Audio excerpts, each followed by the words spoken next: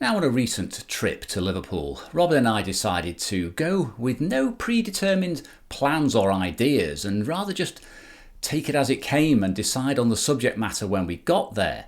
Now, this is great fun, obviously, because it doesn't put too much stress on you before you go. But the problem with shooting like this in an urban situation is there is so much material.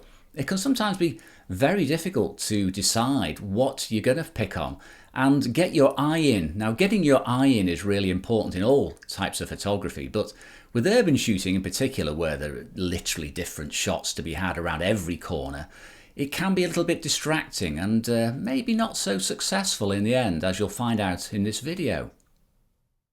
So all good trips begin with a nice coffee before heading out uptown and just taking in the general feel of the place. Now, a lot of obvious signs and derelict buildings around. Makes great material for photography. You don't want things too tidy. Quite like this. This was my first shot of the day. Very simple, organised image. I like the way the light behind the whiskers actually catches the eye a little bit, makes them stand out. Very interesting buildings and signage, which was going to be a feature later in the day. But not for this first part. We decided we'd head uptown and go to the Anglican Cathedral, which is a huge building, and actually go up the top of it as well. But on the way, we weren't going to pass up the opportunity to shoot some of the urban signage, etc. Now, this was interesting. Now, Robin spotted this. I didn't. It looks like an owl. It's like art or cave paintings. It's quite an interesting shot, actually, because it makes you realise you could probably do a whole subject just on paving stones alone, and they are quite abstract. But anyway, continuing on, shooting some of the same material I've done before. These are interesting, sort of like street sculptures, and I did shoot them with my little Diana, a little plastic half-frame sort of square format camera. Quite atmospheric for a change rather than the colour shots. Digital nice, but I think film better there. Now, this is the Anglican Cathedral, a huge building, very imposing building with lots of interest outside and in. It's not just about the building itself. There's a lot of interesting material in the grounds. It was very sheltered there and easy to shoot. And we wandered around for probably about an hour. I was really still at this point trying to get my eye in, still getting blown about by the wind, having a bad hair day. And I did manage to take a couple of interesting images, but my favourite one from this particular area, again, was with the little Diana Mini film camera, a little 24x24mm film, XP2 Super, underexposed, fantastic, a bit more atmospheric. Before going back to wandering around, and again, still at this point trying to get my eye in, trying to work out what it is I want to shoot for the day. So anything and everything got shot, and I did take an awful lot of images around here. I'm not going to bore you with them. I'm just going to show you a handful of them. This was just a bit of an interesting detail. I like the way the gravestone mirrored the actual arch around it. But again, I do think that the little film camera adds a lot more, I wouldn't say definition, adds a lot more character, obviously, to the shot. It's very blurry, it's very soft, it's very dark. I think that suits it a lot better. But before going in, we did spend a little bit more time photographing again, and this was shot with an old, I think it's a CCTV camera lens, very blurry, very shallow depth of field. But eventually we decided to head inside because it was cold, and the architecture of this building, as you can see here, is fantastic. This was shot with a moderate wide angle prime lens on the digital camera, and inside it is very, very dull. It is very difficult because the lighting is all different. You have different lighting types. This is just a crop in, obviously, with a bit of correction for the verticals to show the beautiful sandstone brickwork inside the building. But we were typically struggling. I was shooting with a little Panasonic GX9 micro four thirds camera, predominantly with prime lenses because I could use them wide open. Now, I do like the seating arrangements in here. I like these four chairs. They sort of, it makes you think who's going to sit there and why they set up like that. It's yeah, quite interesting that I had to take out a couple of objects from the background in Photoshop. But these stairwells were really probably the most interesting thing we found on the day. And this was my first attempt, and I quite like it. The mixed lighting has played havoc with the white balance, probably better in black and white, but I do like the various angles and the way it leads you through. Now, this one here is more successful. The lighting is better. I think it's a bit cleaner and a bit simpler, and it draws you in a little bit more.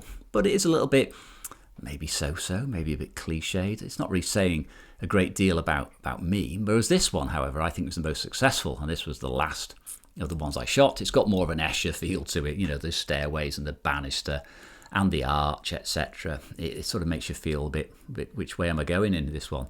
Very, very nice place to shoot. Now, we took a trip for £6 up to the bell tower, which is well worth it if you get the opportunity. It's 2 lifts and loads of stairs. It's quite bizarre. Now, obviously it wasn't designed with tourists in mind, but it's well worth going up there. But it was blowing a gale, and I did take a number of shots from here with the sort of 70 to 200 equivalent. They were okay. I would rather had some bright weather, I think. But with a small camera like the Micro Four Thirds, you can poke it through the gaps, and you can photograph down onto the city. It looks like a little toy town setting, and all the little narrow streets become compressed with the perspective and the height up there. So it's a very interesting place to go if you get the opportunity. Took a few more with the film camera. This is probably the best of them. The little Diana Mini, a bit more moody, a bit more atmospheric, I'd say. But again, it's certainly not going to make it into a portfolio anytime soon. So after getting wet for about half an hour up there, we headed back down through town and decided to get something to eat. Again, not going to pass up the opportunity to shoot things as we see them. I took a few of these, but they weren't so successful. I think I was getting a bit confused at this point as to what it is I wanted to shoot before I spotted these amazing buildings down near the front. Now I like the colours here, obviously, the juxtaposition of the greens, the cold colours versus the warm colours, and the reflections in those windows. It's like gold, like pools of gold. And Robin and I spent quite a bit of time shooting these. It was sort of reigniting our enthusiasm after an hour's lull from being in the cathedral. And I did again enjoy the angles and the sharp lines. I've shot this before, I'm not going to show it now. But wandering around the front, we started to look for geometric shapes and patterns. This is one of my favourites of the day. This probably worked very well in black and white with film, but it's still a very nice shot in colour. The angles there, the conduit with the light fittings and the sharpness of the light cutting across and creating very much a sort of geometric pattern. So anyway, we decided now we'd head down the Dock Road. Dock Road is one of my favourite areas. It's being heavily redeveloped though, and there's going to be a new football stadium down there. It's interesting, there was a warship in Dock as well. But these older buildings, that's the vents for the Mersey Tunnel, these older buildings are fascinating. I would have actually rather had it raining and wet, and I would have made more use of the little Diana film camera there. But beautiful to see the tones in there, and captured very nicely in colour, I feel, in this particular instance on this day. I'd say black and white probably more suitable for a dull day. This one's a little bit flat, a bit cliched, but I've included it because it's an interesting structure, I suppose, a bit of a history, a drinking fountain from the last couple of centuries. Now, we didn't go all the way down the Dock Road because it does go on for a few miles, but I do know there's some good side roads up here. Now, this is the sort of thing that really ignited my interest for the day. These were the areas where there's nobody around, they're totally run down, and signs like this caught my attention. Now, I thought this was a great composition at first. I thought, wow, look at the swirls of colour, look at the thick sort of white writing that's been applied there. But it's only when I started going closer that I got a much stronger composition. Now, this is by far my favourite of this area, and I just love the way the lines come together, and you have that single word by in there, and it's like a raised, like a relief. I don't know what material it is, and the cracks are superb.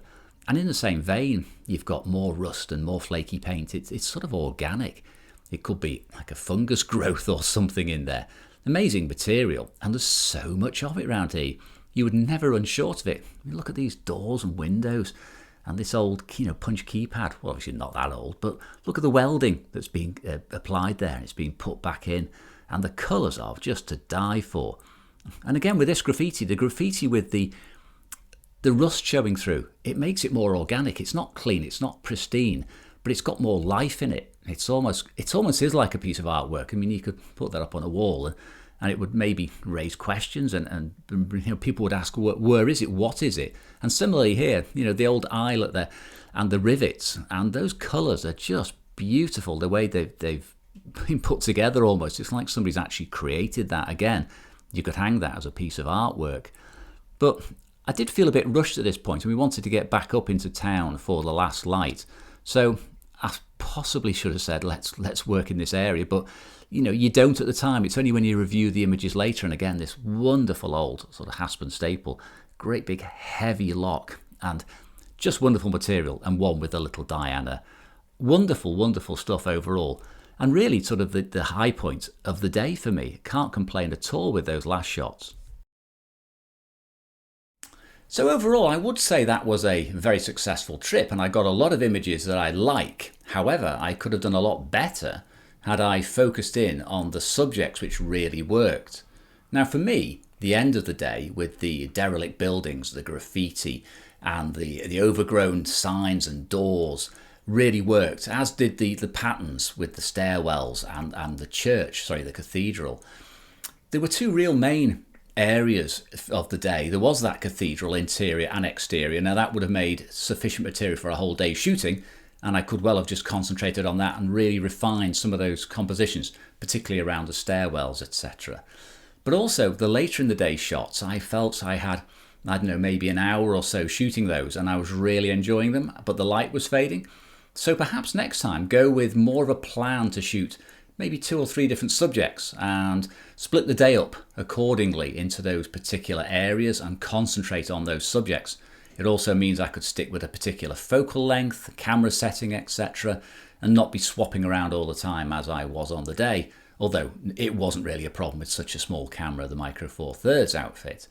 So yes, really enjoyable overall, fantastic day out. It's something I've been doing a lot more of, or should I say recording a lot more of. I do a lot of urban photography, but I rarely record it. So food for thought, definitely going to get out again, but next time go with 2 or 3 subjects in mind and concentrate exclusively on those in terms of putting a portfolio together. So I do hope you enjoyed the trip, and I'll see you again on the next one. Thanks for watching.